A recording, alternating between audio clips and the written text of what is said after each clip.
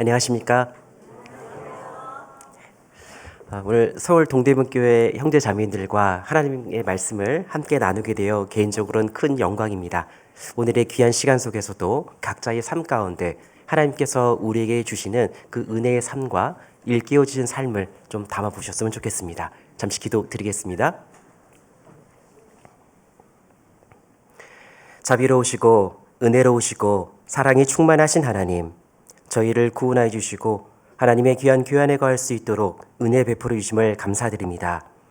하나님 안에 얻은 귀한 생명이 오늘의 시간 가운데서도 의미가 있고 또 날로 아름다울 수 있도록 인도해 주시는 그 손길 감사드립니다.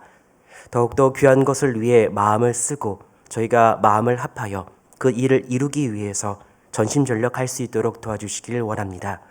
하나님께서 원하시는 그 영혼의 건짐, 그 영혼의 세워짐을 위해서 저희가 마음을 쓰고 그 일에 가장 크게 역사가 일어날 수 있도록 저희의 모든 것들을 모아주시기를 원합니다. 저희가 살아가는 지역에 이뤄진 많은 영혼들을 위해서 기도하고 그 영혼이 건져지는 그 시간까지 그 기도가 그치지 않을 수 있도록 도우시기도 간구드립니다. 하나님 안에 얻은 귀한 생명이 의미가 있고 더욱더 그 일을 위해 살아갈 수 있는 귀한 성도가 될 수 있도록 늘 저희의 삶을 돌아보게 인도하여 주시고 또 옳은 길로 늘 인도해 주시길 원합니다. 오늘의 귀한 시간도 저희의 발걸음과 마음을 모아주신 것처럼 이 가운데 두루 역사해 주시고 각 사람의 심령에 만족함을 얻을 수 있도록 하나님께서 풍성한 은혜를 베풀어 주시길 원합니다. 우리를 사랑하시는 예수님 이름으로 기도드렸습니다. 아멘. 사무엘상 14장 찾아보겠습니다. 사무엘상 14장 29절로 31절입니다. 사무엘상 14장 29절로 31절입니다. 구약성경 429페이지입니다.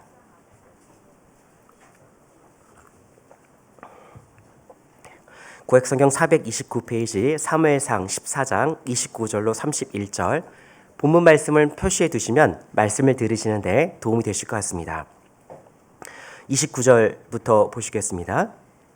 요나단이 가로되 내 부친이 이 땅으로 곤란케 하셨도다. 보라 내가 이 꼴 조금을 맛보고도 내 눈이 이렇게 밝았거든. 하물며 백성이 오늘 그 대적에게서 탈취하여 얻은 것을 임의로 먹었다면 블레셋 사람을 사륙함이 더욱 많지 아니하였겠느냐. 그날의 백성이 믹마스에서부터 아일론에 이르기까지 블레셋 사람을 쳤으므로 그들이 심히 피곤한지라. 오늘 사무엘상 14장을 좀 살펴보면서 우리에게 하나님께서 교훈해 주시고자 하는 그 부분들을 살펴보고자 합니다. 오늘 말씀의 주제는요, 마땅히 봐야 될 소망의 약속입니다. 여기 앉아 계신 모든 분들 다 소망은 보고 계실 겁니다. 하지만 그 소망이 늘 우리에게는요, 선명하지 않을 때가 드러날 겁니다. 이제 왜 그런지를 좀 살펴보는 것이 우리에게 좋을 것 같아요. 앉아 계신 모든 분들 소망은 분명히 있습니다. 약속에 대한 부분도 분명 담고 있지만 왜 우리의 마음속에 연약함도 드러나고 그 약속이 희미해질 때가 있을까요? 오늘의 성경을 통해서 그 교훈을 좀 받아봤으면 좋겠습니다. 오늘 살펴봤던 그 말씀의 그 주제를 좀 보게 되면요, 시간적으로는 그들에게는요 큰 일이 일어난 시간이었습니다. 왜 그러냐면 이스라엘의 왕으로 세워졌던 사울 왕이요 세워진 이후에 채 2년에 대한 시간이었다는 것도 성경은 전하고 있습니다. 얼마 되지 않은 그 시간 가운데 혼란도 있을 수가 있고 온전히 바라볼 수 없는 그의 삶도 드러날 수 있기 때문에 시간 그 부분을 보게 되면요 좀 불완전한 시기도 맞는 것 같습니다. 그리고 상황적으로 보게 되면요 지금 전장에 있습니다. 믹마스 전투 막바지를 의미하고 있고 그 속에서 우리는 어떤 교훈을 얻어볼 수 있을까 생각도 해보게 됩니다. 하지만 그 전장에 있다면 무엇이 있겠습니까? 두려움이 있고 그리고 이 전쟁이 빨리 끝나기를 원하는 마음뿐이었을 겁니다. 하지만 신앙인으로서 이스라엘 백성으로서 그 전장에 있다라면 어떤 마음을 가져야 될지를 마음속에 담아볼 필요가 있을 것 같습니다. 우리는 신앙생활 중에서도 보면 어려운 일을 경험하게 됩니다. 그 어려운 경험 속에서 가장 먼저 하는 일이 무엇입니까? 저희는 답을 알고 계시죠? 바로 기도라는 것을요. 하지만 어느 정도의 위급함을 가졌을 때는요, 그 마음의 기도보다 먼저 행해지는 것이 있습니다. 마음의 결단과 그리고 나의 생각으로 인해서 미리 행하는 나도 발견하게 됩니다. 이 전장, 어찌 보면 마음이 앞설 수밖에 없고 내 생각이 앞설 수밖에 없는 환경입니다. 하지만 그 가운데서도 진짜 믿음의 신앙인이라면 어떤 것을 선택하는 것이 가장 현명한 일이겠습니까? 오늘 사울이란 그 인물과 요나단이란 그 인물을 좀 비교해 보면서도 교훈 받아봤으면 좋겠습니다. 현재는 사울이 불신앙을 좀 갖게 되었습니다. 그리고 그로 말미암아 이스라엘에겐 큰 어려움도 당하게 되었죠. 하지만 그 시간 가운데서도 요나단이란 그 인물이 병기든 자와 함께 하나님의 역사를 이어가기 위해 열망을 가지고 그 전장을 뒤바꿨던 역사적인 사건이 바로 전반부에 기록되고 있습니다. 비록 적은 소수였지만 하나님의 행하심으로 말미암아 그 전장이 뒤집어졌습니다. 저희도 알고 있습니다. 어느 누구도 우리를 도울 대상이 없더라도 누구는 우리를 도우시죠? 하나님은 우리를 도우십니다. 그리고 하나님은 앞서 행하십니다. 앞서 행하시는 하나님은 선을 행하시며 우리에게 가장 좋은 것을 베푸는 분이 분명한 겁니다. 그러면 가장 위급한 상황에서도요, 하나님의 임재는요, 있지 않습니까? 그리고 그 임재는요, 분명 선하게 드러날 게 맞을 겁니다. 그렇다면 믿음을 가진 저희는 그 시간, 정말 그 손길을 바라고 그 구원의 손길 가운데 하나님의 행해 주심을 바라보는 것이 진짜 믿음의 신앙일 겁니다. 하지만 위급할 때는요, 그러지 못한 나도 발견하게 됩니다. 바로 사울이 그러한 상황이 되어버렸던 겁니다. 비록 그 어려운 가운데서 요나단의 그 용기 어린 힘을 가지고서 전장이 뒤집어졌지만 그들이 당하고 있는 그 어려움은요, 다른 게 아니었습니다. 아까 읽어봤던 본문 31절 후반절 보시겠습니다. 그들이 심히 피곤한지라. 분명 희망이 보여서 뭔가 뒤집어질 것만 같은 상황은 보였습니다. 근데 문제가 생겨버렸죠. 피곤했습니다. 피곤하면 뭘 할 수 있을까요, 없을까요?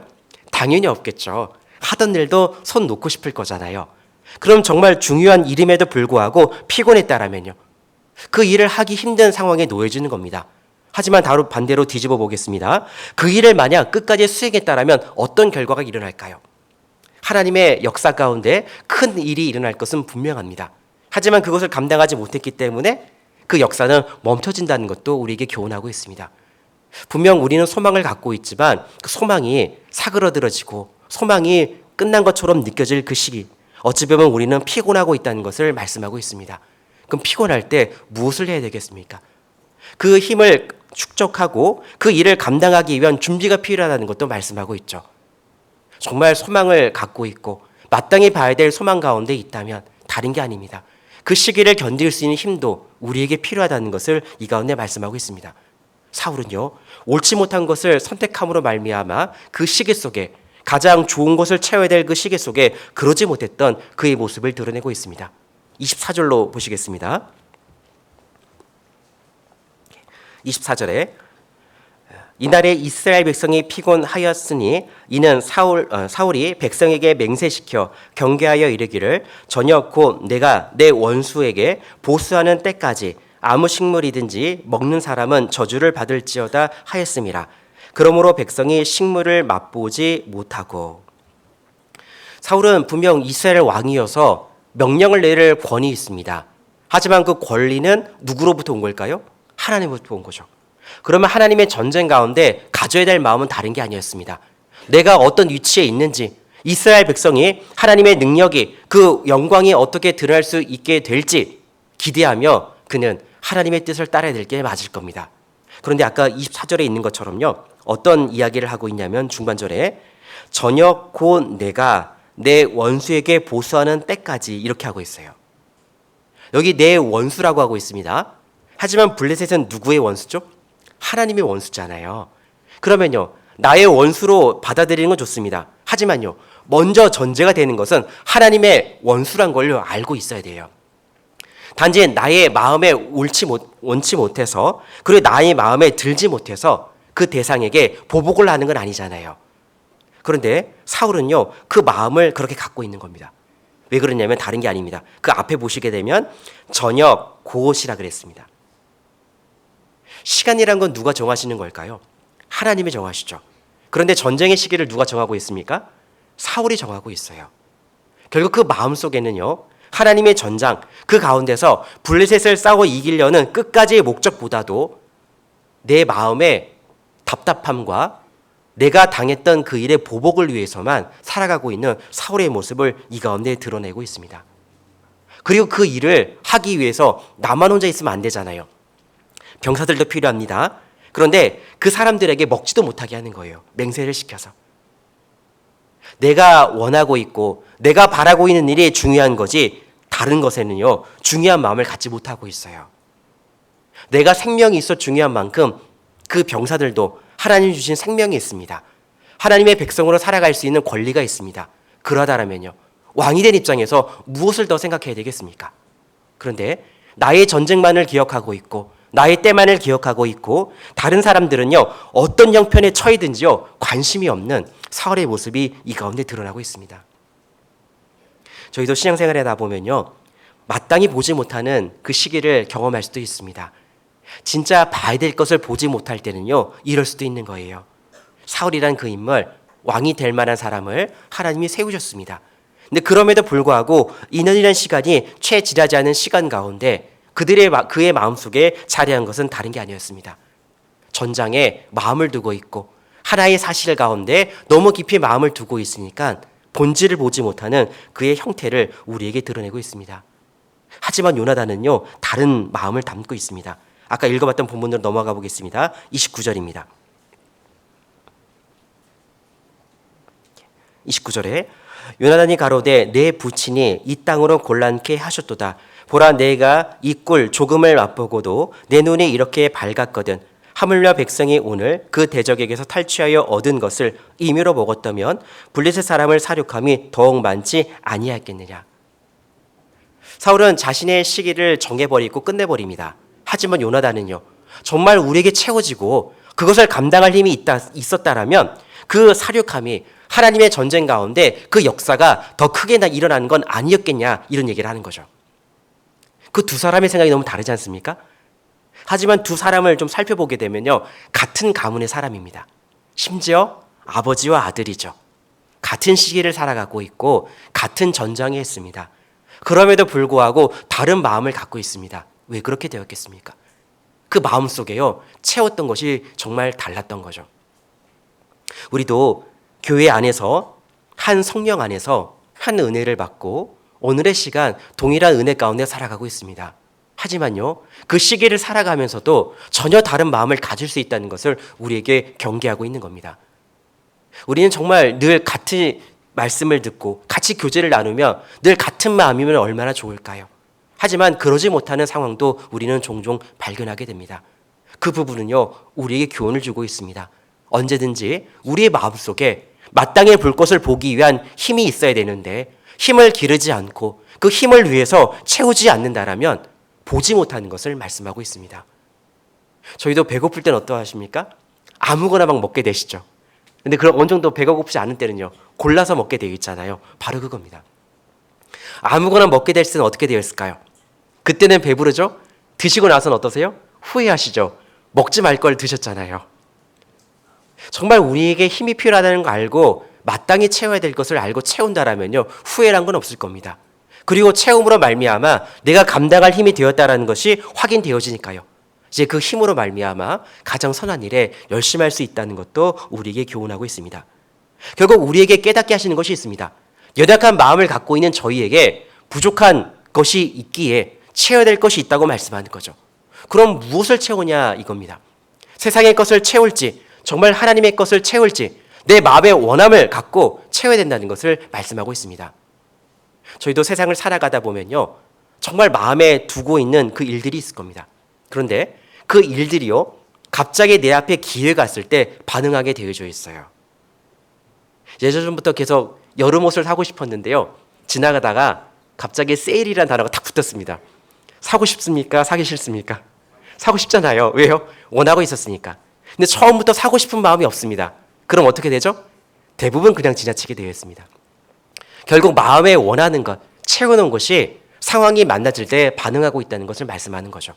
우리는 언제 그런 어려운 상황, 정말 언제 정말 우리가 마음을 무너지고 모든 것을 빼앗길 만한 상황을 만나겠습니까?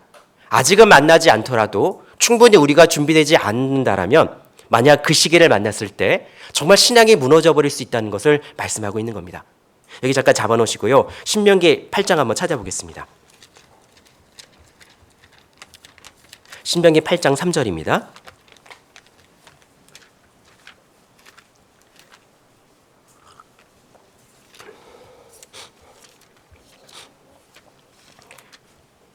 신명기 8장 3절. 3절은 같이 한번 읽어보겠습니다.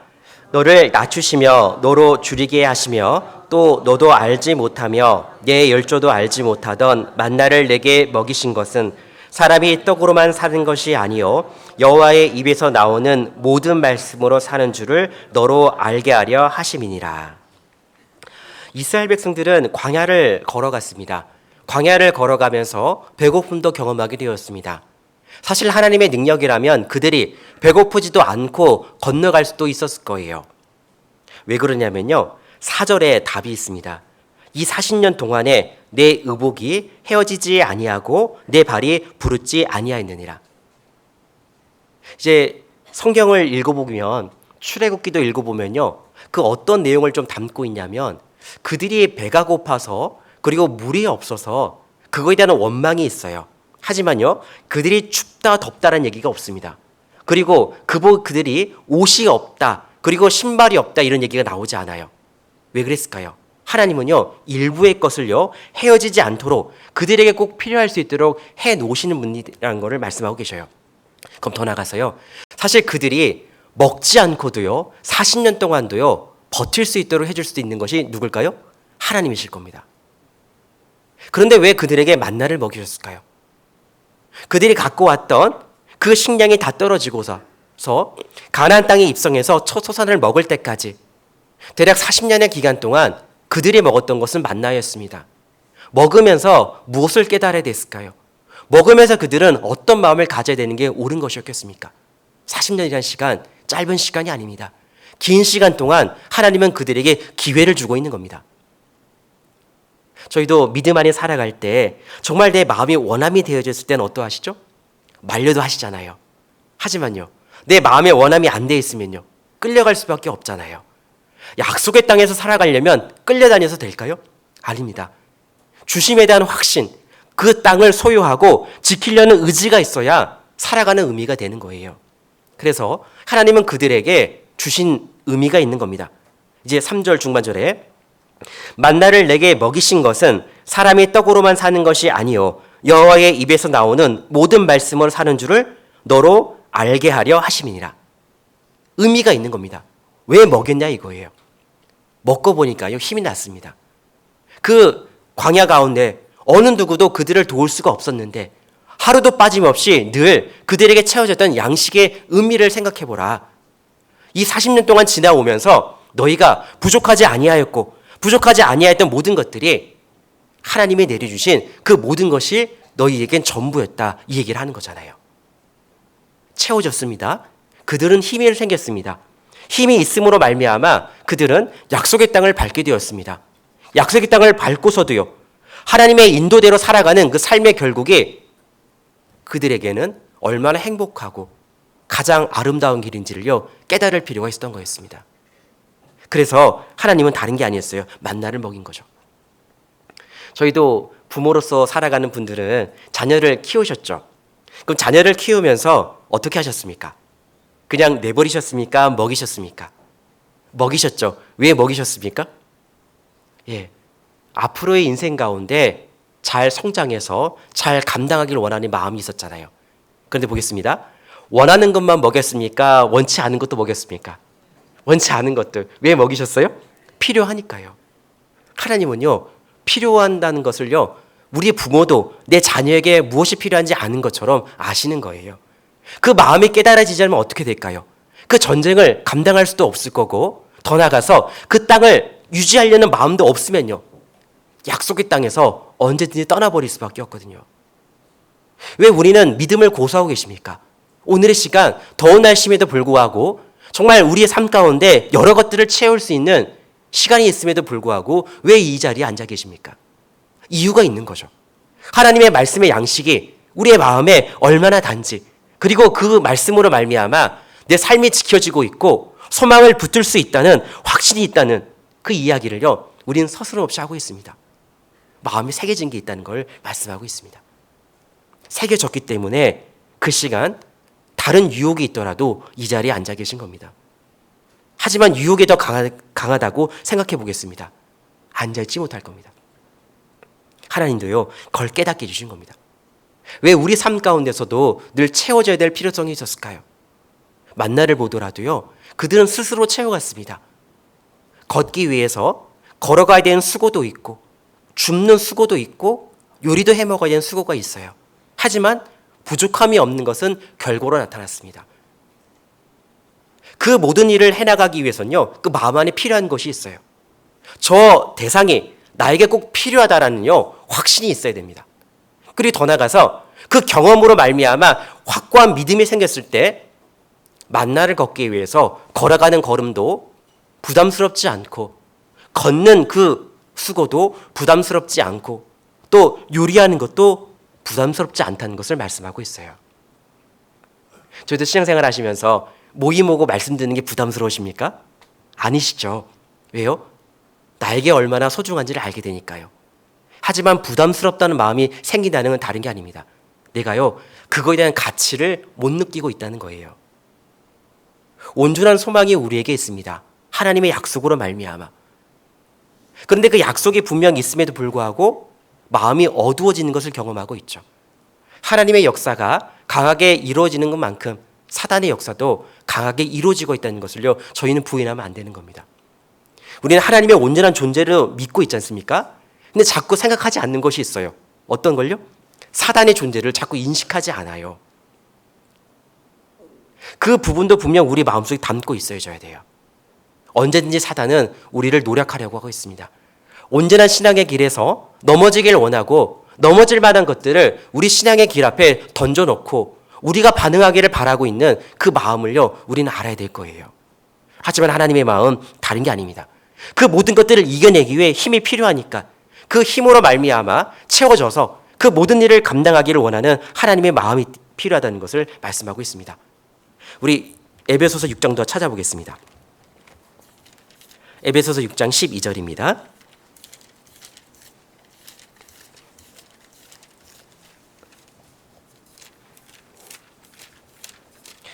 에베소서 6장 12절.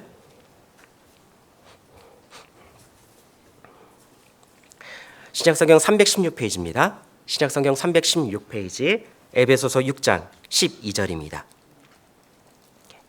12절 같이 한번 읽어보겠습니다. 우리의 씨름은 혈과 육에 대한 것이 아니요 정사와 권세와 이 어둠의 세상 주관자들과 하늘에 있는 악의 영들에게 대함이라. 우리에게 일깨우는 것이 있습니다. 일반적으로 우리의 육신을 힘을 내서 해야 된다라면요, 육신의 것을 채우면 되죠. 하지만 저희가 하고 있는 싸움, 저희가 서 있는 싸움의 위치가 어딘지를 알면요, 채워야 될 것이 다르다는 것을 말씀하고 있어요. 여기 보시겠습니다. 우리의 씨름은 혈과 육에 대한 것이 아니요. 맞죠? 가장 중요한 것은요, 정사와 권세와 이 어두움의 세상 주관자들과 하늘에 있는 악의 영들에게 대함이라. 영적인 전쟁 가운데 있기에 우리는 채워야 될 것이 있습니다. 영이 정말 단단해지기 위해서 영의 양식을 채우고 그 큰 힘으로 말미암아 그 일들을 감당해야 될 것을 말씀하고 있습니다. 저희가 배고프면 밥을 먹듯이 영이 힘을 내기 위해서는요, 영의 양식이 필요하다는 것을 말씀하고 있습니다. 이 이야기는 왜 우리에게 하는 것이겠습니까? 다른 게 아닙니다. 그에 맞는 힘이 필요하기 위해서 필요한 것이 다르다는 걸 말씀하고 있는 거죠. 육의 양식이 필요한 것처럼 영의 양식도요, 필요한 거예요. 저희 집에 만약에 많은 돈이 있다고 해보겠습니다. 근데 내가 힘이 없어서요, 지킬 수가 없어요. 누가 자꾸 가져가는 것을요, 눈으로 보고만 있어야 돼요. 화나세요? 화 안 나세요? 화나요. 왜요? 내가 10년만 젊었어도 저걸 막을 텐데 이런 마음도 생길 거잖아요. 왜 그러냐면요, 지금 내 집에 있는 그 물건의 가치를 알고 있는 겁니다. 뺏기면 내가 너무 속상한 것을 알고 있어요. 그러니까요, 정말 힘을 내어서 그걸 지키려는 의도를 갖고 계신 거잖아요. 영적인 부분으로 보겠습니다. 오늘의 시간 우리는 그 사단의 영역으로 말미암아 많은 사람들의 영혼이 지옥으로 가고 있습니다. 그걸 뻔히 보고 있음에도 불구하고 힘을 내지 못한다면요, 그 영혼을 건지고 세우는 그 일에 아무런 의미가 되지 않는다는 것도 말씀하고 있습니다. 그 일을 하기 위해서 정말 필요한 힘이 있다. 정말 그 힘이 나에게 있을 때 그 일이 감당이 될 수 있겠다. 이 마음을 가져 가져야 된다는 것. 그것이 우리에게 필요한 겁니다. 왜 그토록 그 영의 싸움도 우리에게 필요할까? 정말 소중한 것을 주님께 드릴 수 있는 기회가 우리에게 있다는 것. 그리고 그로 말미암아 하나님의 온전한 역사가 우리 앞에 일어나기를 원하는 마음이 있는 것. 그것이 가장 필요한 마음이 있다는 겁니다. 결국 우리는요, 그 앞에 가치가 있냐 없냐 그걸 먼저 깨달아야 될 거예요. 세상 물건에 대해서도 저희는 가치를 매기고 있습니다. 그 가치에 반응할 때 내가 갖고 있는 재물로서 구매도 하게 되잖아요. 영적인 것도 한번 보십시오. 얼마나 큰 가치를 지니고 있는지 우리 스스로 마음속에 담지 못한다면 그것을 위해 살아갈 수가 없는 겁니다. 이스라엘 입장에서 보겠습니다. 왜 그토록 그들은 성경 가운데 많은 싸움이 있었을까요? 그 싸움 속에서도 왜 그들은 처절하게 그 자리를 지키길 원했을까요? 다른 게 아니었습니다. 잃을 것이 너무나 많은 거예요. 그리고 하나님으로부터 얻은 것이 얼마나 소중한 건지를 알고 있다는 겁니다. 저에게 주어진 가장 귀한 것, 얼만큼의 가치로 여겨주십니까? 성경의 많은 인물들은 우리에게 교훈하고 있습니다. 하나님이 주신 것이 얼마나 큰 가치를 두고 있는지를요. 여기 잠깐 잡아놓으시고요. 우리 시편 119편 한번 찾아보겠습니다. 시편 119편 6절입니다.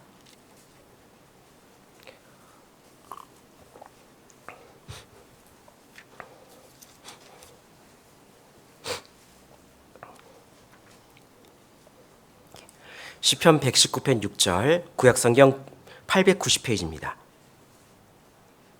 구약성경 890페이지, 시편 119편 6절입니다. 6절 같이 한번 읽어보겠습니다. 내가 주의 모든 계명에 주의할 때에는 부끄럽지 아니하리이다. 시편 119편의 기자를 다윗으로 보고 있습니다. 다윗은요, 영광도 있고 영예도 있고 권력도 있고 돈도 있고 재물도 있고 정말 많은 것을 가진 사람이에요. 그런데 그가 살아가면서 깨달은 것이 있습니다. 내가 주의 모든 계명에 주의할 때는 부끄럽지 아니하리이다. 근데 여기 보겠습니다. 부끄럽다는 단어를 좀 보게 되면요, 어떤 위치란 걸 인정하고 있는 걸까요? 잃을 것이 있는 거예요. 저희는 잃을 것이 없다면 부끄러울까요? 안 부끄러울까요? 안 부끄러워요. 그죠? 그런데 잃을 것이 있으면 어때요? 부끄러워져요. 왕의 위치가 있습니다. 왕의 위치에서 한 말과 행동이 왕의 그 권위를 나타내지 못하고 근엄을 나타내지 못하면 그는 부끄러운 사람이 되잖아요. 다윗은요, 잃을 게 많다는 걸 아는 사람이에요. 하지만 그 모든 것들이 어떨 때 지켜지냐면요, 6절에 내가 주의 모든 계명에 주의할 때라 그랬습니다. 세상의 어떤 힘도 유지할 수 없도록 하였고 나의 생명도 어떤 힘도 지킬 수 없다는 것을 알게 되었습니다. 하지만 무엇만이 그를 지키고 있었습니까? 말씀의 약속만이 그를 지키고 있었던 거예요.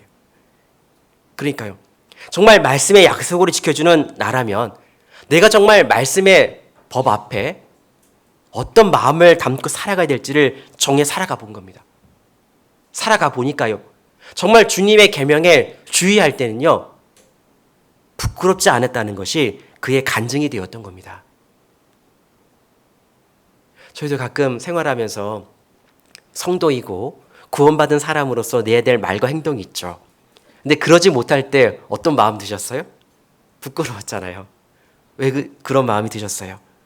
하나님이 보고 계셨다. 하나님이 계산하신다. 이 마음이 없으셨습니까? 양심의 법이 알게 되었던 겁니다. 그래서요, 더욱 조심하게 되죠. 하지만 돌아가 보겠습니다. 구원 안 받았을 때 나의 모습을 생각해 보세요. 예, 큰일 나겠죠. 근데 보세요, 다윗도요, 안 겁니다. 내가 어떨 때 부끄럽지 않게 될 수 있다는 걸요. 사실 다윗은요, 실수도 저질렀잖아요. 모든 사람이 알고 있고 성경을 접하는 모든 사람이 알 수밖에 없는 잘못을 저질렀습니다. 간음과 살인죄를 저질렀어요. 그런데요, 그 부끄러운 일을 당한 그 시기 속에서 그는 모든 걸 포기하지 않았습니다. 약속을 믿고 있는 거죠. 거기에서요, 회복해 주시는 하나님을 믿고 있고 또 그로 말미암아 내가 말씀의 법 앞에 어떻게 살아가야 될지 정확하게 마음을 담고 살아가니까 그의 결국을 보십시오. 믿음의 승리의 대표가 되었습니다. 그리고 우리에게도 교훈을 주고 있습니다. 이 부분은요, 우리에게 가장 마음에 떨림을 주고 있습니다. 그가 믿음이 좋아서가 아니에요. 그도 우리와 같은 연약한 믿음이 있었고 육신에 채울 만한 것을 위해 살아갔던, 허망한 것을 위해 살아갔던 그 삶도 있었습니다. 하지만 결국 하나님의 말씀의 계명에 어떤 마음을 갖고 살아가야 되는 게 옳은 일인지 마음에 확정하고 그 길에서 벗어나지 않았을 때 그의 삶의 결국이 우리에게 교훈을 주는 겁니다. 저희도 다윗과 같은 연약한 마음을 갖고 있습니다. 언제든지 우리도 반응할 수밖에 없는 유혹이 늘 우리 삶 가운데 널려 있습니다. 어떡하시겠습니까? 늘 그 유혹에 반응하며 살아가야 되겠습니까? 아니면요, 그 유혹을 물리치고 온전한 방향을 갖고 살아가야 되는 게 옳겠습니까? 답은 다 알고 계시죠? 그런데 왜 그러지 못할 때가 생기냐 이거예요. 다른 게 아닙니다. 다윗도 내가 주의 모든 계명에 주의할 때는 부끄럽지 아니하리이다. 영의 힘을 내어서 그 힘으로 말미암아 온전한 길에 설 수 있도록 그가 걸어갔던 길이 있었습니다. 우리에게도요, 채워져야 될 것이 있다고 말씀하는 겁니다. 영원한 것을 소망하는 그 사람은요, 영원한 것을 볼 수 있는 눈이 있어야 됩니다. 하지만요, 그 영안도 흐려질 때가 있어요. 어떨 때 그 영안이 밝아지겠습니까? 믿음이 더 확고해질 때, 믿음이 더 커져갈 때 그 영안은 밝아지게 되어 있습니다. 그러면 그 믿음은 무엇으로 채워가시겠습니까? 나의 우격다짐으로도요, 채울 수가 없는 거예요. 세상의 것으로도 채울 수가 없는 겁니다. 하나님의 신령한 것으로만 그 가운데 채울 수 있다는 것을요, 우리는요, 교훈받아 볼 필요가 있는 겁니다. 결국 필요한 힘이 있는 거예요. 그 필요한 힘을 얻기 위해서 우리는 어디서 얻어야 될지 그 지혜를요, 발휘해야 된다는 것을 말씀하고 있습니다. 우린 요한일서 5장부터 찾아보겠습니다. 요한일서 5장 15절입니다.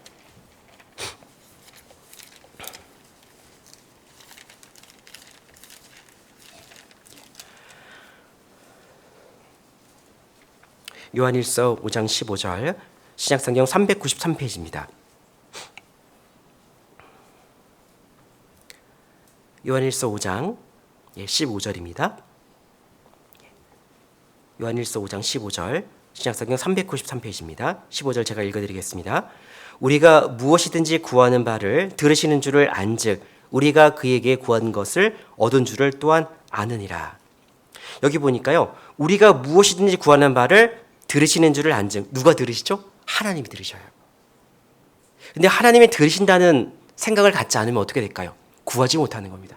제일 먼저 우리는 하나님으로부터 얻을 수 있다는요, 확신이 있어야 되는 겁니다. 그 얻을 수 있는 확신이 있는 사람이 어떻게 할 수 있을까요? 구할 수 있는 거예요. 근데 구한데도 보십시오. 내가 부족하다고 여겨지지 않으면 구할까요? 안 구할까요? 안 구하는 거예요. 그래서 하나님은요, 우리에게 어려운 상황도 허락하시는 겁니다. 내가 해결하지 못하는 상황도 허락하시는 거예요. 왜요? 부족하다는 것을 깨달아야 누구를 찾죠? 하나님을 찾으니까요. 구원받고 난 이후에도 하나님의 능력이 필요합니다. 하나님의 인도가 필요합니다. 하지만 그것을 충분히 우리가 알지 못하면 어떻게 될까요? 좌충우돌 내가 드러날 수밖에 없는 거예요. 하지만 그 부족한 사람 채울 기회가 있습니다. 누구로부터요? 하나님으로부터. 그러면 들으시는 줄을 안즉 그 모든 것을 우리에게 공급하신 하나님은 무엇을 주지 못하시겠습니까? 뒤에 보시겠습니다. 그에게 구한 것을 얻은 줄을 또한 어떻게 해요? 아느니라. 하나님께서 들으셨다면요, 주시는 거예요. 주심으로 말미암아 채워지는 겁니다. 채워줬다라면요, 이제 채워짐으로 말미암아 우리는 힘을 낼 수가 있는 거예요. 가좀 보겠습니다. 채워줄 수 있다는 마음도 갖지 못하고 채워질 수 있는 분이 하나님이라는 것도 알지 못하면 어떻게 될까요? 그냥 그 자리에 머물러 있을 수밖에 없는 겁니다. 위급한 상황에 그렇게 된다면요, 모든 것을 빼앗길 수밖에 없습니다. 위급한 상황이 그렇게 된다면 아무런 의미도 갖지 못할 거예요. 하나님은 그런 위급한 상황 가운데서도 정말 온전한 신앙의 길이 무엇인지를 말씀해 주시는 겁니다. 그 일에 간과하지 않고 가볍게 여기지 않고 온전히 하나님의 도움으로 그 시기를 보내려는 옳은 신앙인의 힘, 그 힘을 갖기를 원하는 하나님의 마음이었다는 것을요, 이 가운데 드러내고 있습니다. 그럼 아까 찾아봤던 본문에서도 사울과 또 요나단이 있지만 그 백성들 앞에 하나님은 왜 그 전쟁을 허락하셨겠습니까? 이스라엘이 멸망하길 원하셨을까요? 아니었을 거예요. 그 시간 가운데서도요, 교훈받을 것이 있었던 거예요. 40년 광야 생활 가운데서도 분명 교훈이 있었던 것처럼 그 시계 속에 그들에게도 충분한 교훈이 있다는 것을 우리에게 말씀하고 있습니다. 기회가 있습니다. 하지만 가볍게 여기거나 간과해버리면 그게 옳은 기회로 드러나지 않는 겁니다. 사무엘상 14장 본문을 잠깐 넘어가 보겠습니다.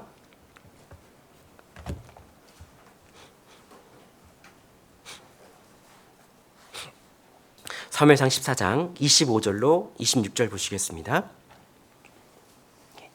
사무엘상 14장 25절로 26절. 그들이 다 수풀에 들어간즉 땅에 꿀이 있더라. 백성이 수풀로 들어갈 때에 꿀이 흐르는 것을 보고도 그들이 맹세를 두려워하여 손을 그 입에 대는 자가 없으나. 여기 보니까요, 그들이 발견한 것이 있어요. 전장이었고 피곤했지 않습니까? 그러면 저희 피곤할 때 뭐가 당기시죠? 단 거. 네.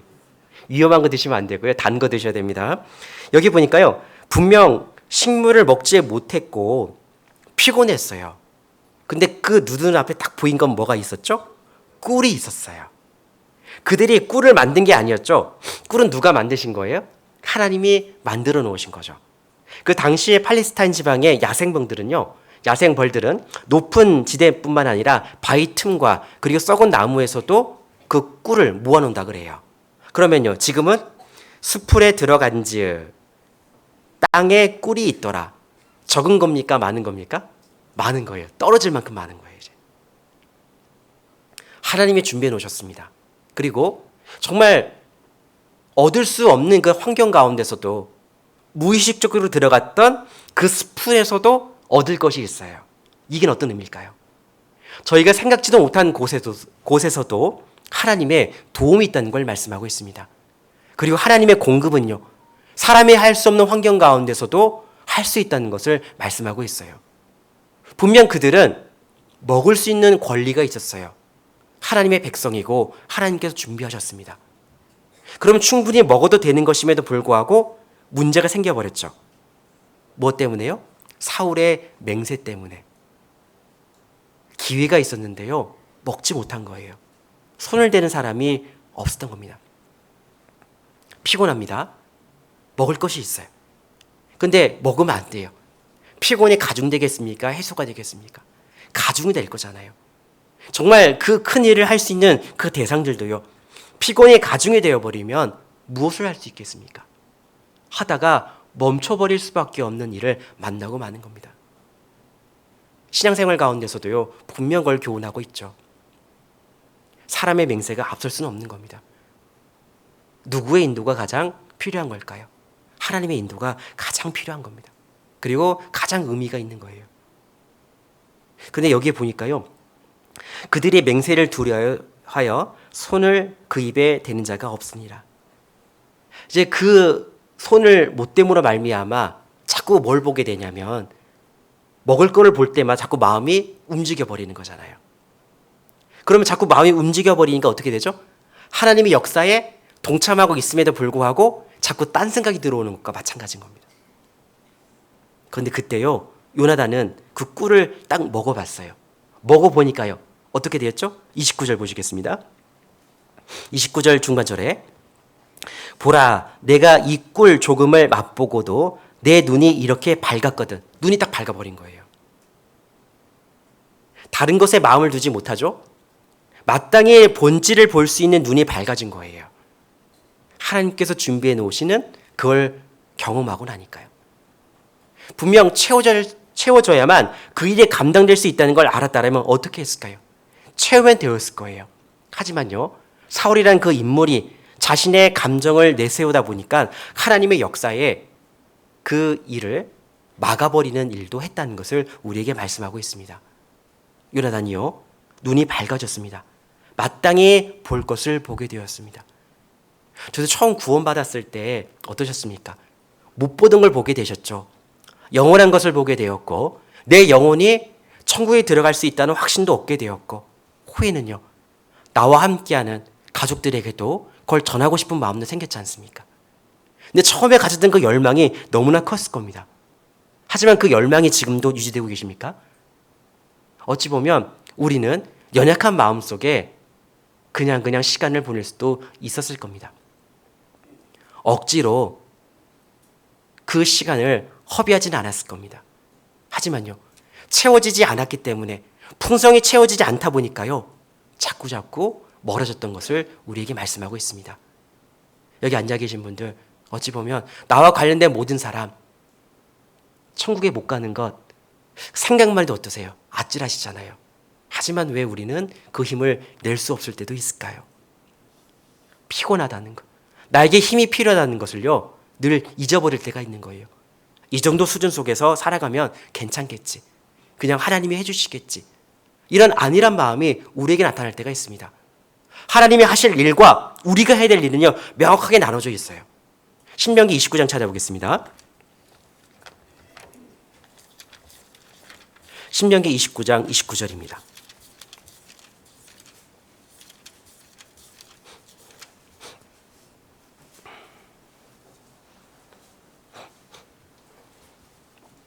신명기 29장 29절, 구약성경 309페이지입니다.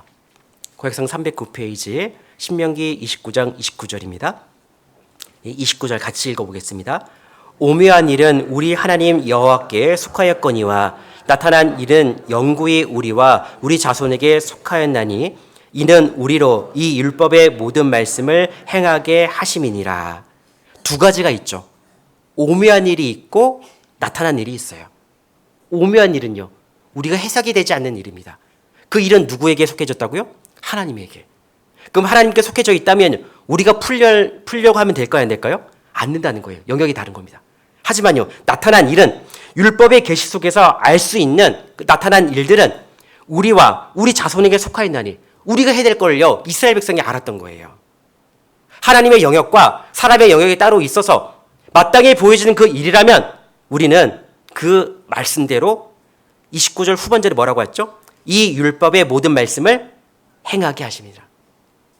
이유가 있는 거예요. 행해야 될 이유가. 우리는 분명 행해야 되는 일도 있는 겁니다. 그 일을 위해서요. 영적인 그 일을 위해서 힘을 기르지 않으면, 채우지 않으면요, 절대 그럴 수 없다는 것을 말씀하고 있어요. 다시 한번 본문 넘어가 보겠습니다. 사무엘상 14장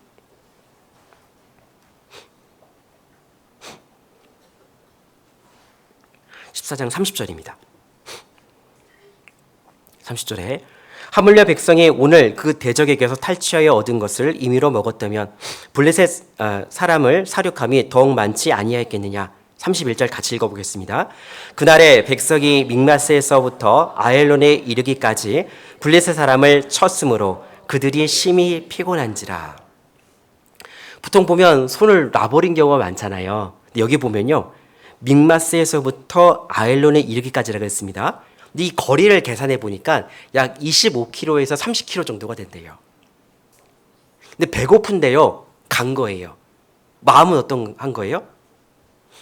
정말 힘들지만 끝까지 젖먹던 힘을 다한 겁니다. 그렇죠?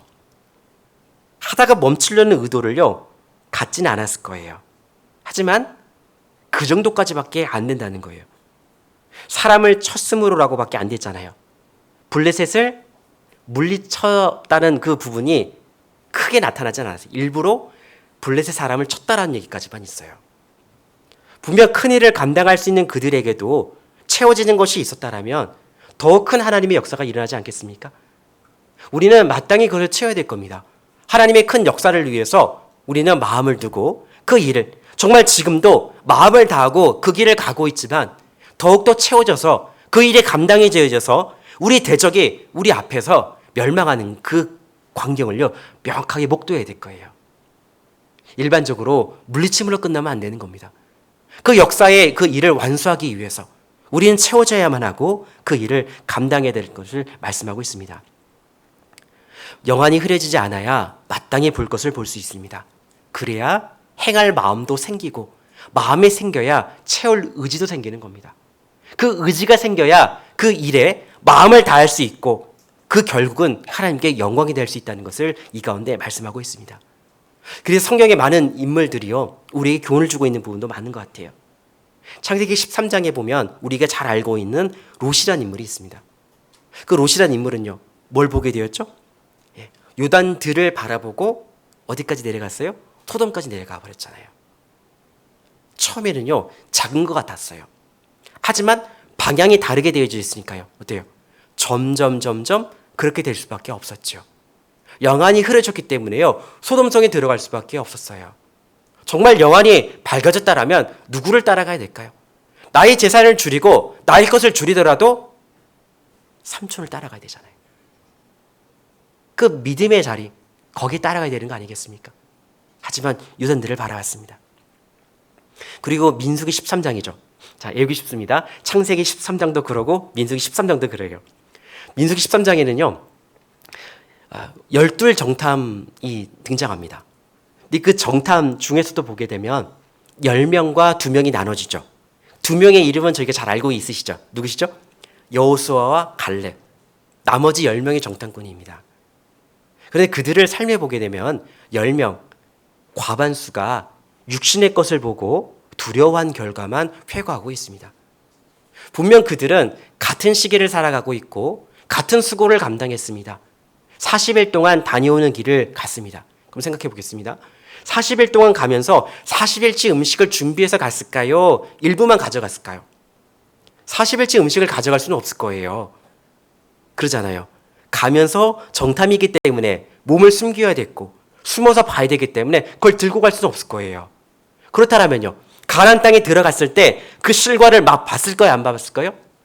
예, 봤을 거예요. 장정 2사람이 들고 온 포도송이와 성류와 무화과만 우리는 기억하고 있지만 이미 그들은 하나님의 은혜 속에 경험했던 거예요. 경험했음에도 불구하고 왜 돌아와서 그런 회고록을 남기게 되었습니까? 그것도 12명 중에 10명이나요. 보지 못한 거예요. 환경 너머에 있는 하나님의 약속을 보지 못한 겁니다. 무엇이 그 두 사이를 나눠놨을까요?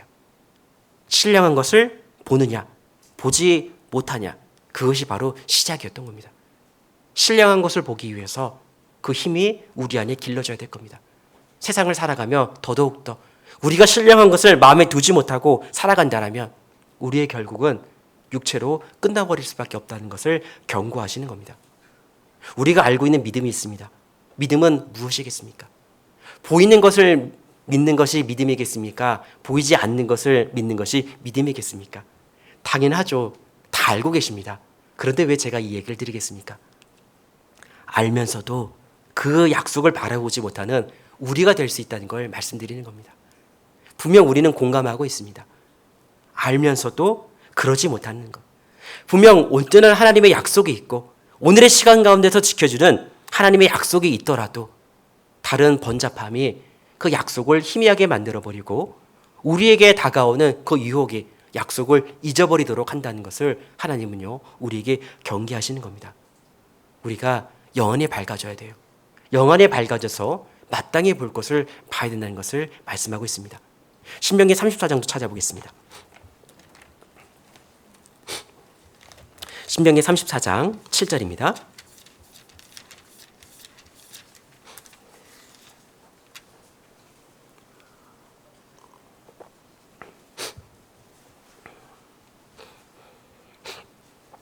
신명기 34장 7절, 구약성경 318페이지입니다. 구약성경 318페이지, 신명기 34장 7절입니다. 7절 같이 읽어보겠습니다. 모세의 죽을 때의 나이 120세나 그 눈이 흐리지 아니하였고 기력이 쇠하지 아니하였더라. 모세의 상태를 이야기하고 있습니다. 그의 생명이 다할 때 눈이 흐리지 아니하였고 기력이 쇠하지 아니하였다 말씀합니다. 단지 육신의 상태만을 얘기하는 건 아닙니다. 뭐를 보고 있을까요? 영적인 눈이 뜨였다는 걸 말씀하고 있어요. 왜 그러냐면요, 34장 1절에 보시게 되면 모세가 모압 평지에서 느보산에 올라 여리고 맞은편 비스가산 꼭대기에 이름에 여호와께서 길앗 온 땅을 단까지 보이시고. 여기 느보산에서 단까지의 거리가 혹시 얼마인지 아세요? 제가 이걸 찾아보니까요, 288km래요. 288km를 맨눈으로 볼 수 있겠습니까? 여기서요, 저 익산 아래 광주까지도 말도 안 되잖아요. 근데 본 거예요. 이 얘기는요, 영안이 흐려지지 않았다는 거예요. 하나님이 보여주시는 것을요, 마땅히 볼 수 있는 영안이 있다는 걸 얘기하는 겁니다. 나이가 많더라도요, 영안이 밝아져야 될까요? 그냥 멈춰야 될까요? 영안이 밝아져야 되는 거예요. 그래서 앉아 계신 은정의 어르신들도요, 영안이 밝아지셔야 되는 겁니다. 보니까요, 눈이 흐리지 아니하였고 기력이 쇠하지 아니하였다. 신앙은요, 다른 게 아닙니다. 우리 육신의 나이에 계산하는 신앙이 아니라 하나님이 정하신 그때까지 우리는 신앙의 눈을 밝히고 그 길을 걸어가야 된다는 것을 이 가운데 말씀하는 겁니다. 모세는요, 늘 하나님과 대면하며 살았습니다. 그 속에 하나님의 뜻을 잘 발견할 수 있었고 마지막까지 마음을 다하려는 의도를 갖고 있었습니다. 그리고 마음 안에는요, 약속의 땅을 밟고자 하는 마음이 있었어요. 비록 그의 실수로 인해서 밟지는 못하였지만 하나님께서 약속을 하신 그 약속의 땅이 얼마나 아름다울지 상상하며 그 마음에 품고 그 시기를 보낸 겁니다. 그 결과 하나님 보여주셨잖아요. 단까지. 얼마나 아름다운지 보여주셨어요. 그리고 나서 그의 생명은요, 하나님이 거기까지라 그러니까 거기까지였던 거예요.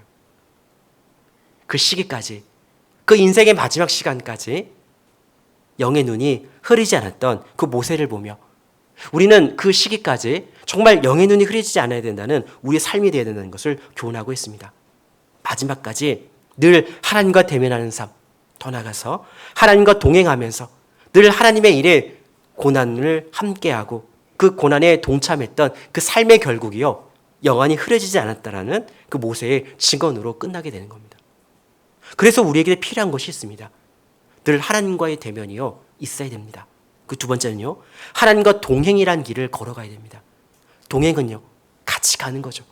하나님이 가시는 그 길 앞에 우리는요, 가만히 있으면 안 되는 겁니다. 같이 가야 되는 겁니다. 그리고 그 앞에 고난이라는 것이 있습니다. 고난은 피해가면 안 되는 거죠. 고난도 동참해야 되는 거예요. 그랬을 때 우리의 영안이 흐려지지 않는 겁니다. 그랬을 때 마땅히 볼 것을 우리에게 볼 수 있는 겁니다. 출애굽기 2장도 찾아보겠습니다.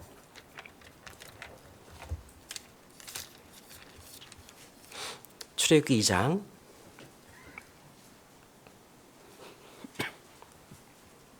12절입니다.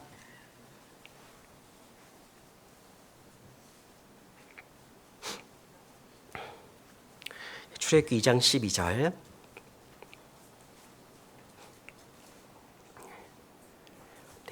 출애굽기 2장 12절, 구약성경 83페이지입니다. 12절 같이 읽어보겠습니다. 좌우로 살펴 사람이 없음을 보고 그 애굽 사람을 쳐 죽여 모래에 감추니라. 이 행동을 한 사람은 누구죠? 저희가 잘 알고 있는 것처럼, 누구예요? 네, 모세. 아까 모세 찾아봤잖아요. 그의 마지막은요, 그렇게 끝났어요. 하지만 처음을 보세요. 모세의 태어남도 하나님의 정하심이었고, 그가 살 수 있었던 그 상황도 하나님의 섭리로 살아갔습니다. 어느 누구도 생각하지 못했던 왕궁의 삶도 경험했습니다. 그러면 모든 일련의 과정들을 내가 직접 경험하고 그 자리에 서 있다라면 어떻게 살아가면 좋을까요? 섭리를 안 사람은요, 섭리가 무엇인지를 마음속에 담고 하나님이라는 온전한 존재를 알고 그를 의뢰하며 살아가야 되는 게 맞을 거예요. 근데 보십시오. 12절에 좌우로 살펴 사람이 없음을 보고 그 애굽 사람을 쳐 죽여 모래에 감추니.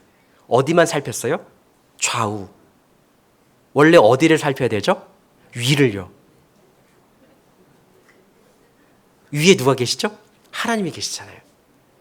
내가 왜 살았는지, 내가 왜 현재 왜 위치가 되었는지, 현재도 내가 왜 살아가고 있는지를 답을 어디서 찾아야 돼요?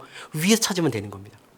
근데요, 그렇게 찾아가야 될 사람이 단지 그 일 앞에 좌우로 살펴서 뭐만 없으면 봤어요? 사람이 없으면 봤어요. 사람이 없어도 누가 계시죠? 하나님이 계시잖아요. 그걸 모른 거예요, 사실. 이 얘기는 어떤 의미가 되냐면요. 사람은 그 생각에 한계가 있다는 걸 말씀하는 거예요. 상황에 따라서 그 한계를 만났을 때 마땅히 보지 못하는 우리가 된다는 것을 말씀하고 있습니다. 그리고 그의 의도는 무엇이었습니까? 감추고 싶었잖아요. 하지만 감추고 싶었어도 하나님 어떻게 하셨을까요? 드러내버리셨어요. 그는 감출 줄만 알았습니다. 하지만 하나님은요, 이튿날 다시 드러내버렸어요. 드러내고 나서 그는 살인자로 물려서 미디안 광야로 갈 수밖에 없게 되었습니다. 그럼 모세의 인생 세 토막, 처음에 왕궁에서의 한 토막, 그리고 광야에서의 한 토막, 그리고 마지막 역사를 위해 한 토막이잖아요. 그러면 이 세 토막 중에 어디가 가장 아름답게 보이십니까? 어디가 가장 중요하게 보이십니까? 대부분들의 답은 다 세 번째 토막이라 그러더라고요. 근데 두 번째 토막이 없으면 세 번째 토막은 없습니다. 광야에서 처절함을 느껴볼 때가 있었던 것이었습니다. 여기 15절 보시겠습니다. 15절에 바로가 이 일을 듣고 모세를 죽이고자 하여 찾은지라 모세가 바로의 낯을 피하여 미디안 땅에 머물며 하루는 우물 곁에 앉았더라. 그가 왜 우물 곁에 앉았을까요? 할 수 있는 것이 없어요. 그 이전에는요, 왕자로서 권리를 행사할 수가 있었죠. 하지만 이 미디안 광야에서는요, 할 수 있는 것이 없어요. 갈 곳도 없어요. 도움을 받을 곳도 없습니다. 그래서 할 수 있는 것은요, 앉아 있을 수밖에 없는 거예요. 하지만 앉았을 때 하나님의 섭리는 어떻게 인도하셨죠? 그에게 현숙한 아내를 얻을 수 있는 기회와 그리고 그가 거처를 마련할 수 있는 그 장소까지 허락하셨습니다. 40년간 훈련받을 수 있도록 하나님 도우셨습니다. 그 시기를 보냈던 모세가 마지막을 그렇게 살아갔던 거예요. 우리 인생 가운데 그럴 수가 있는 겁니다. 섭리 가운데 살아가지만 인정하지 못했었고 그 어려움이 우리에게 등장했을 때 그제서야 정말 아무것도 할 수 없을 것만 같은 그 일을 경험해서야 주님을 구하고 주님의 은혜를 갈구했던 우리 자신도 될 수 있는 겁니다. 하지만요, 그 뒤에 삶은 어떻습니까? 마지막까지 그 신앙을 놓치지 않았던 귀한 삶이 기록되어 있습니다. 그럼 우리는 어떤 삶의 과정을 밟아가야 되겠습니까? 이런 아무것도 할 수 없을 그때에 모든 것을 포기하는 것이 아니라 섭리를 기다려야 되죠. 하나님의 인도를 기다려야 되죠. 그리고 더 나아가서요, 회복의 기회와 하나님께서 우리에게 작정하셨던 그 인도되는 그 길을요, 우리는 바라봐야 될 거예요. 하지만 그 시기 속에 신앙의 눈이 밝아지지 못하면요, 절대 기다릴 수 없는 겁니다. 절대 기대할 수 없는 겁니다. 절대 그 기회를 보지 못하는 겁니다.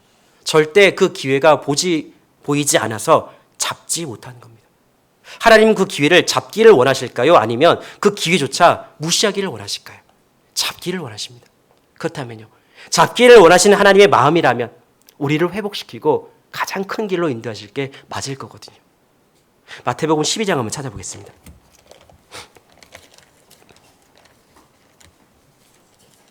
마태복음 12장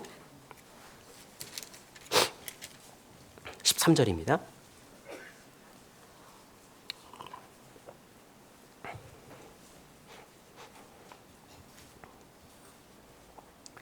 마태복음 12장 13절, 신약성경 18페이지입니다.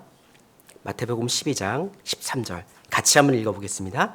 이에 그 사람에게 이르시되 손을 내밀라 하시니 저가 내밀매 다른 손과 같이 회복되어 성하더라. 예수님께서 안식일날 손 마른 사람을 고쳐주신 장면입니다.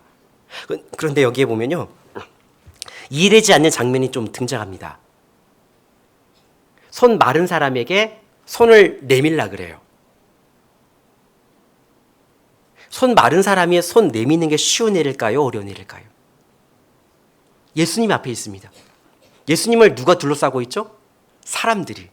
그럼 내가 손 마른 것을 드러내면 누가 보는 거예요? 사람이 보는 거잖아요. 우리의 연약함을 드러내고 싶습니까? 나의 좋지 못한 부분을 드러내고 싶습니까? 당대 이 사람들은요, 어떤 생각을 갖고 있냐면 병이 있으면 죄로 인한 결과라고 믿고 있었거든요. 근데 보세요. 내밀라 그럽니다. 생각해 보겠습니다. 예수님이 이 손 마른 사람을 아실까요, 모르실까요? 아시죠. 어느 손이 마른 것도 아실까요, 모르실까요? 아시죠. 그런데 왜 손을 내밀라는 겁니까? 내민다는 것은요, 다른 의미를 담고 있지 않습니다. 내가 내밀면 예수님께서 고쳐주실 수 있다는 믿음이 없으면요, 못 내미는 거예요.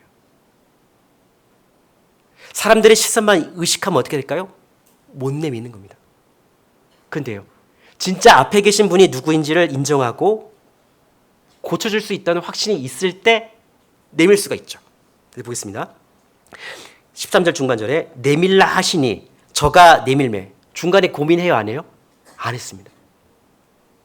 내밀었어요. 어떻게 되었냐면 후반절에 회복되어 성하더라. 두 가지 의미를 담고 있습니다. 회복이란 것은 치료의 의미가 되어지는 거고, 그리고 성하더라, 재활의 의미까지 포함되어 있습니다. 우리 만약 어딘가 부러지거나 다치면 치료는 받죠. 근데 바로 원래의 모습이 됩니까? 아니죠. 재활의 시간이 필요하잖아요. 근데 딱 보세요. 회복되어 성하더라. 즉시예요. 고쳐주셨고 재활까지 되어져서 그 일을 할 수 있도록 하셨습니다. 그 이야기는 어떤 의미가 될까요? 그 능력의 주님이는요, 우리에게 이런 은혜를 베풀 수 있는 겁니다. 비록 우리에게 그런 어려움이 있더라도 회복되기를 원하는 확실한 마음과 또 주님으로 말미암아 그 일이 해결될 수 있다는 확실한 마음을 가지면요, 원래의 마음으로 회복시키고 원래 해야 될 일들을 할 수 있도록 하신다는 것을 말씀하고 있습니다. 근데 제일 중요한 건 다른 게 아니에요. 내밀매. 내밀 때 우리의 마음이 필요한 겁니다. 이 손 마른 사람이 내밀 때 가졌던 마음을요, 저희가 가져야 되는 거예요. 하나님 안에 정말 회복하고 싶은 그 일이 있습니까? 회복하시고 싶은 것이 있으십니까? 그러면요, 내밀 때 마음이 필요한 거예요. 어떤 마음이요? 그냥 내미는 게 아니에요. 앞에 계신 분이 누구인지, 그리고 그분이 나에게 어떤 은혜를 베풀어 주실지, 그리고 그 은혜로 말미암아 내가 어떤 삶을 살아갈 수 있을지 기대가 있어야 되는 거예요. 그래야 그 앞에 비록 보기가 흉하지만 그 모습을 드러낼 수가 있는 겁니다. 주님은요, 그 마음으로 우리를 드러내시는 거예요. 우리의 연약함을 드러내시는 이유가 다른 게 아닙니다.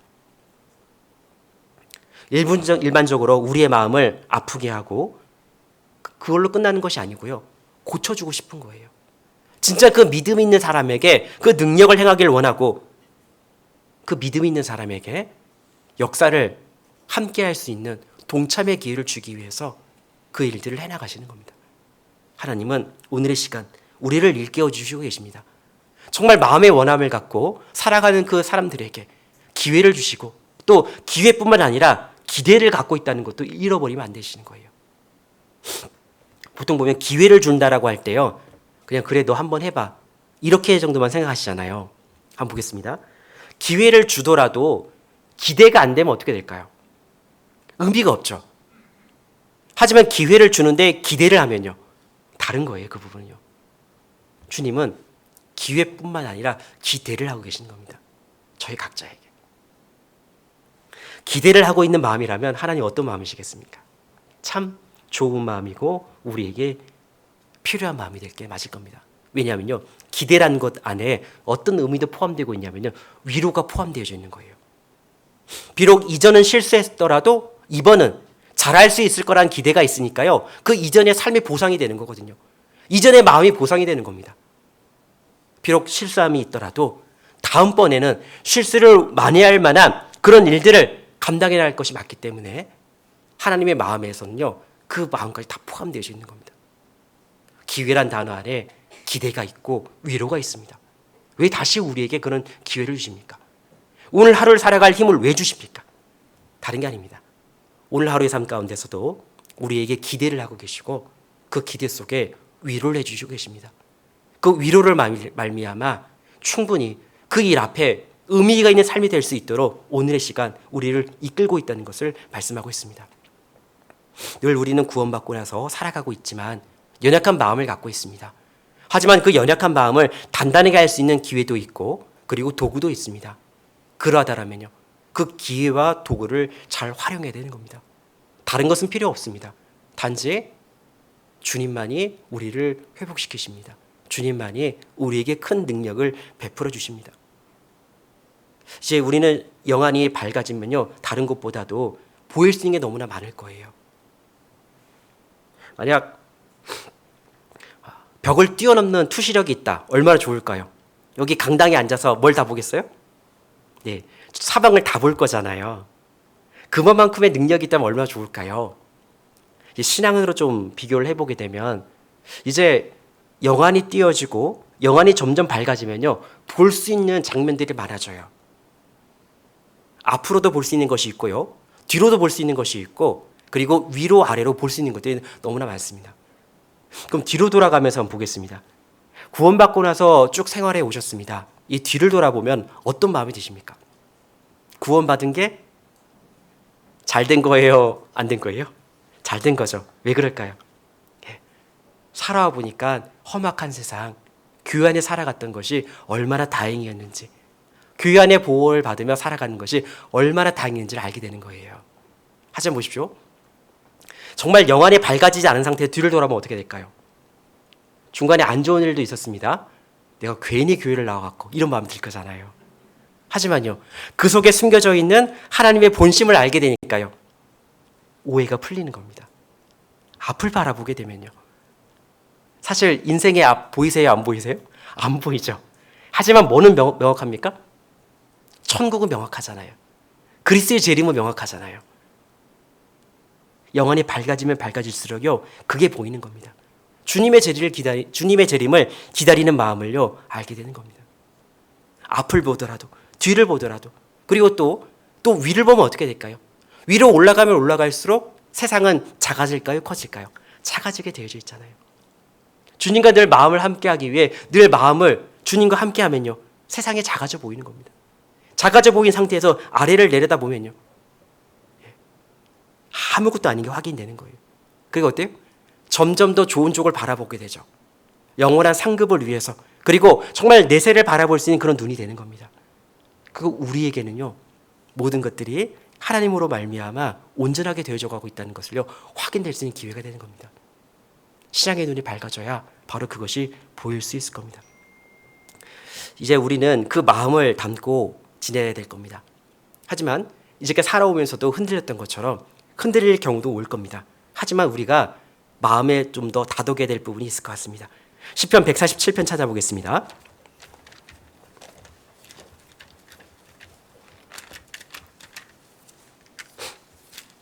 시편 147편 10절로 11절입니다. 시편 147편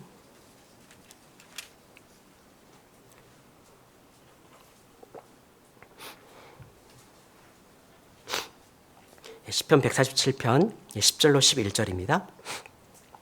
10절부터 보시겠습니다. 여호와는 말의 힘을 즐거워 아니하시며 사람의 다리도 기뻐 아니하시고 자기를 경외하는 자와 그 인지하심을 바라는 자들을 기뻐하시는도다. 하나님은 어떤 기쁨을 갖고 계시냐면 다른 게 아니에요. 그 인지하심을 바라는 자들과 그리고 자기를 경외하는 자들을 어떻게 하신다고요? 기뻐하신다고 그랬습니다. 하지만 마음에 담지 않는 것도 있죠. 10절에 보시니까 말의 힘이라 그랬고 사람의 다리라 그랬습니다. 당대의 말의 힘은 어떤 것과 비교할 수 있냐면 군사력과 의미할 수 있어요. 말이 많으면요, 군사력이 강한 겁니다. 그리고 여기에는 사람의 다리, 저희도 보겠습니다. 다리가 멀쩡하면 민첩하죠. 근데 다리가 다쳤습니다. 어떻게 움직일 수 있을까요? 쉽지 않죠. 그래서 여기서의 사람의 다리는 민첩함을 의미하는 겁니다. 그러면요, 군사력과 민첩함을 합쳐보면 사람이 낼 수 있는 힘을 의미하는 거예요. 하나님은 사람이 낼 수 있는 힘을 기뻐하지 않는데요. 왜 그럴까요? 사람의 힘을 앞세우는 그 사람은 하나님을 바랄 수 있는 기회가 줄어들기 때문에 그래요. 그래서 11절에 자기를 경외하는 자와 그 인지하심을 바라는 자들을 기뻐하시도다. 하나님의 귀한 능력이 나타나기 위해서 조건이 있는 겁니다. 우리도 사람의 모든 것들을 의지할 수가 있는데 그러지 말아야 될 것. 정말 하나님을 의지하는 그 삶이 얼마나 우리 삶 가운데 필요한지, 그리고 의지하는 하나님은 인자하신 하나님이라는 것을 우리 마음속에 확고히 가져야 된다는 것, 이것을 우리는 교훈받아 볼 필요가 있을 거예요. 어려울 때도 그 인자하심의 도움을 베풀 수 있는 하나님이라면 우리는 얻을 수 있는 게 무엇이었겠습니까? 인자함의 결국이 되는 거잖아요. 아무거나 주시는 것이 아니라 인자한 대상으로부터 받을 수 있는 것이라면 너무나 좋다는 것을 말씀하고 있어요. 히브리서 6장 한번 찾아보겠습니다.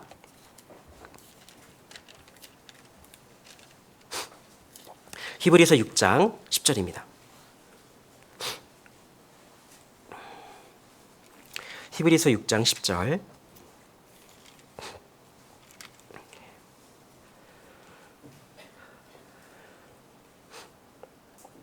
히브리서 6장 10절은 제가 읽어드리겠습니다. 하나님이 불의치 아니하사 너희 행위와 그의 이름을 위하여 나타낸 사랑으로 이미 성도를 섬긴 것과 이제도 섬기는 것을 잊어버리지 아니하시니라. 하나님 어떤 분이시라고요? 불의치 아니하시대요. 아까 인자하시다고도 했죠. 인자함을 기다리는 사람들을 기뻐한다 그랬죠. 진짜 불의하지 않은 하나님은요, 그런 분들을 기다리시는 겁니다. 그 뒤에 보세요. 너희 행위와 그 이름을 위하여 나타낸 사랑으로 이미 성도를 섬긴 것과, 이거 보면요, 그의 이름이란 게 그리스도의 이름을 위하여라는 것을 담고 있어요. 정말 주님으로부터 받은 사랑이 나타나는 그 장면이 있는 겁니다. 그 뒤에 보니까요, 이미 성도를 섬긴 것과 이디도 섬긴 것을 어떻게 하신다고요? 잊어버리지 아니하시니라. 하나님을 위해 살아간 걸 잊어버린대요, 안 잊어버린대요? 예, 안 잊어버린대요. 전도서 1장 11절에 보면요, 이전 세대를 기억함이 없으니 장래 세대에도 그 후대가 기억함이 없으리이다. 세대가 지나가면 이전 세대를 기억하지 잘 못해요. 여기 앉아있는 우리 학생들 있잖아요. 부모 세대를 잘 이해할까요? 부모들이 어떻게 살아왔는지, 할아버지 할머니들이 어떻게 살아왔는지 잘 알까요, 모를까요? 몰라요. 근데 부모들은요, 몰라서 서운하시죠. 모르는 게 당연한 거예요. 근데 하나님은요, 세대가 지나더라도 잊어버리신다고 안 잊어버리신다고요? 안 잊어버린다고 그랬습니다. 그럼 하나님 앞에 살아가는 것이 얼만큼 남겠습니까? 영원히 남는 거예요. 영원히 남길 수 있는 우리에게 기회가 있습니다. 또 세 번째는요, 하나님은 스스로 생각해서 스스로의 삶을 전개하는 그 인생의 과정 가운데서도요, 손 놓지 않으셨어요. 아까 모세의 장면을 생각해 보겠습니다. 좌우로 살펴 사람을 죽였죠. 나의 생각이 앞서서 그 일이 저질러 버렸습니다. 그런데 하나님은 거기서 손 놔버리셨습니까? 아니었죠. 아무것도 할 수 없을 것만 같은 그때에 현숙한 아내를 얻게 하셨고 가정을 이루게 하셔서 하나님의 섭리를 배울 수 있도록 기회를 주셨습니다. 그 모든 것들을 볼 때요, 다른 게 아닙니다. 하나님은요, 정말 원하는 그 사람에게 보여주시는 것이 있어요.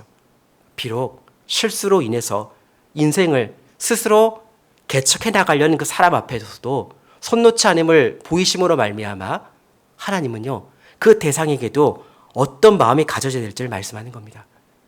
결국 모세가 마음이 바뀌었죠. 마지막은요, 끝까지 주님을 섬기는 그 일에, 동행하는 그 일에, 고난에 동참하는 그 일에 물러서지 않았던 거예요. 하나님은요, 그 결국을 보신 겁니다. 우리도 그 결국을 보시는 겁니다. 우리 각자에게도요, 시작이 있으면 마지막이 있을 겁니다. 어떻게 마무리될지 우리는 장담할 수가 없을 겁니다. 하지만 하나님은 보고 계십니다. 비록 내가 그 속에 내 실수로 인해서 나의 생각대로 전개했던 과정이 있더라도 하나님은 나를 손 놓지 않으신다는 마음의 확증이 있어야 됩니다. 그렇게 해야 어떻게 될까요? 회복되기를 원하는 마음이 생겨요. 고침을 받을 수 있다는 마음이 생깁니다. 정말 그 앞에 설 수 있는 마음이 되는 겁니다. 정말 그 앞에 무릎을 꿇을 수 있는 마음이 되는 겁니다. 그랬을 때 전심 어린 마음으로 주님을요, 경배할 수가 있는 겁니다. 하나님은 그 마음을 원하십니다. 부족한 사람이어도, 연약한 대상이어도 하나님의 온전한 그 일에 쓰여지기를 원하는 하나님의 간절한 기대가 저희 각자에게 있는 겁니다. 마땅히 봐야 될 소망이 있습니다. 하지만 늘 원함이 있더라도 우리에게 채워짐이 없어서 보지 못했던 우리의 삶을 좀 돌아봤습니다. 하지만요, 늘 채워져 있다면 뭘 볼 수 있을까요? 예, 마땅히 볼 수 있는 소망을 오늘의 시간도 늘 볼 수가 있는 겁니다. 행여나 신앙생활 중에 보지 못할 때가 있을 때 오늘의 시간을 기억하면서 내가 무엇을 채워야 될지 생각해보고 또 온전한 것을 채움으로 말미암아 늘 하나님께서 주시는 그 기회 속에 기대의 마음과 위로의 마음도 담고 살아가신다면 늘 신앙 안에서 늘 승리하는 삶이 되실 겁니다. 잠시 기도드리겠습니다.